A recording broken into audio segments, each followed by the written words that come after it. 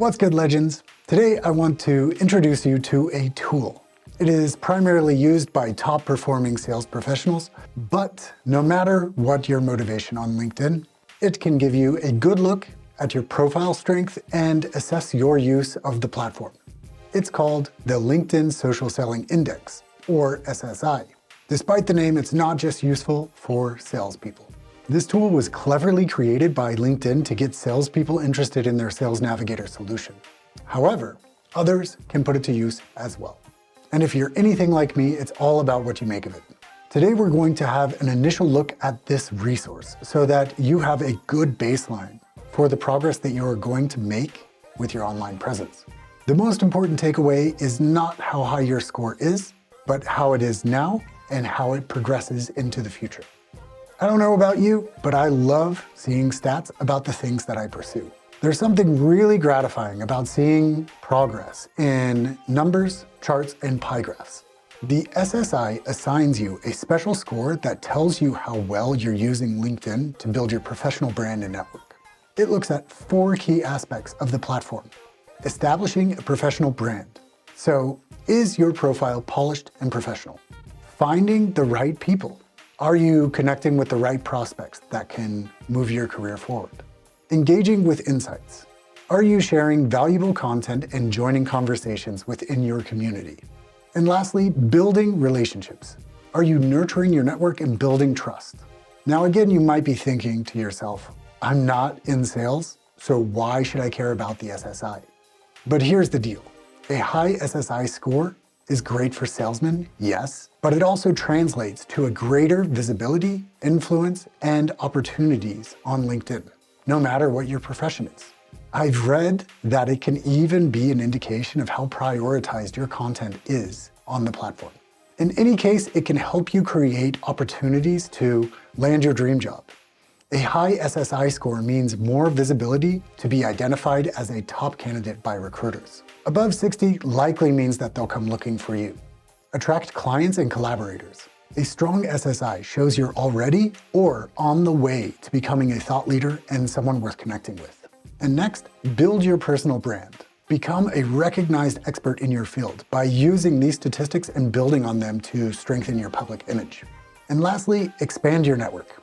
This is a good chance to connect with influential people who can open doors to new opportunities. If LinkedIn sees your actions, chances are others are seeing them too. So if you're ready for your score, head over to LinkedIn and log in, and then visit the link below this video. So I created a new account. I gave it a couple of days because it takes a while for the SSI to actually create itself. And now I'm looking at the LinkedIn SSI for that particular account. A quick overview of this page. First, you have the industry rank.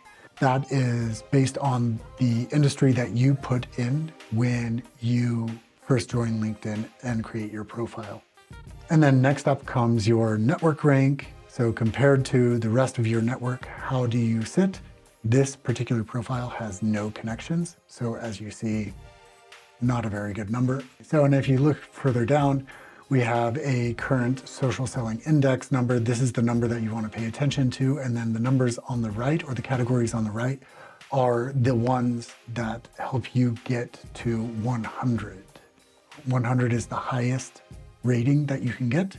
And each of these components for your score, they're only a maximum of 25.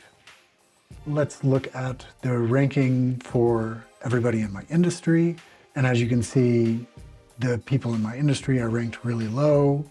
I guess in my case with this new profile, I have a lot of room to actually set myself apart from others. And then there is the people in your network score. Not sure how they actually created this, considering that I don't have anybody in my network. Perhaps it counts the people in your surrounding area. But as you can see, these are the primary numbers that we are going to be working with, and each of them can be easily written down and tracked for you. And now this is a look at my actual social selling index for my real profile. As far as the industry rank goes, in marketing, in the SaaS industry, I am in the top 1%, which is really great. And within my network itself, I'm at 2%, the top 2%. That's really cool because I'm connected with a lot of people that have very large networks. That makes me feel all warm and fuzzy inside. As we continue on, you can see the areas where I'm doing quite well, right? So my professional brand is quite well established and it is quite strong, and certainly I have some work to do there. I doubt that anybody ever really fills all of these bars at one time. But you can also see the places where I can really do a lot of extra work in order to close the gap between my 68 and the 100. I found some of the right people. I could probably do that a lot better. The way that LinkedIn figures this out, though, is kind of cloudy. I will say that this number is not one that I really depend on all that much, because finding the right people based on their definition very well could mean that they're the right people for me to sell to, and I'm not looking to sell on LinkedIn necessarily. But if I were a salesman, then certainly I could take the time to strengthen this particular metric and focus on the people that I know would buy my product. The next part, engaging with insights, as you can see right here, this is a great place for me to really up my game, which means that in this case, what I need to do is I need to interact with other people's stuff more. And I have been doing that a lot more lately. Actually, this number was a little bit lower just a couple of weeks ago and has recently come up as I've come out of summertime, and now the number has increased quite a bit. But as you see, I have lots of room for improvement there, and I definitely need to interact with people's posts a lot more and share my own posts more often. And then the last thing, this is really cool. It looks like I've built quite a few good relationships. So at the current moment, I am connecting with a lot of people at companies that I think are really interesting, right? And the reason is that I want to grow my network in such a way that I have like a nice variety of really cool tech companies within my orbit, connecting with people, writing them a nice intro message, and then having a little bit of a back and forth with them. In this case, it could be about the company itself, it could be about the technology, it could be about the white paper that I had been working on in the past couple of months. And so really this is surprising to me that I've really hit a home run here. But it goes to show, like, messaging with people back and forth and working on the relationships that you already have and then building on them really does make a difference.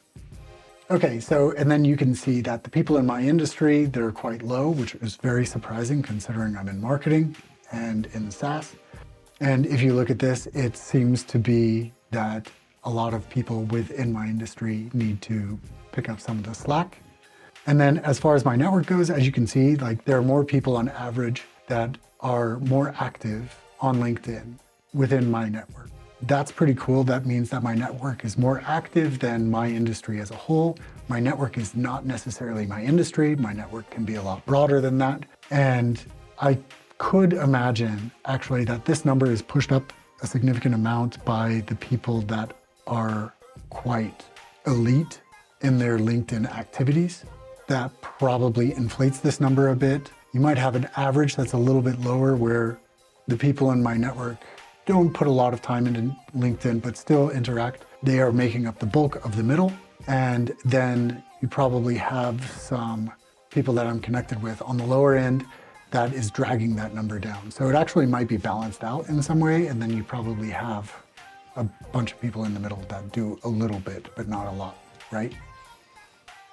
That's a quick look at my current LinkedIn SSI. So here it is. How do you stack up against others in your industry? Check your SSI ranking now to see. And before you leave that page, take a screenshot or save it as a PDF. Then, for the sake of simplicity and so you can find it later, rename it as 7D-LIL-SSI-score.pdf or .jpg. This is your starting point. Together, we're going to track your progress and watch that score climb. Now that we know what your stats are, let's look at raising them. Here is the game plan to maximize your SSI. Throughout the next week together, we will polish your profile, make sure it's complete, engaging, and showcases your unique value proposition. Develop valuable content. So we'll post valuable insights that your network will love and maybe position you as a thought leader. Connect strategically. We're going to build relationships with people who can help you achieve your career goals. And lastly, engage authentically. You'll participate in discussions, comment on posts, and share your expertise. Remember, the SSI is a journey and not a destination. Keep learning, keep growing, and keep building your LinkedIn presence. We'll check back at the end of this program to see how much your score has gone up. Until then, enjoy networking. That's it for this lesson. Thanks for taking action here today. See you in the next one.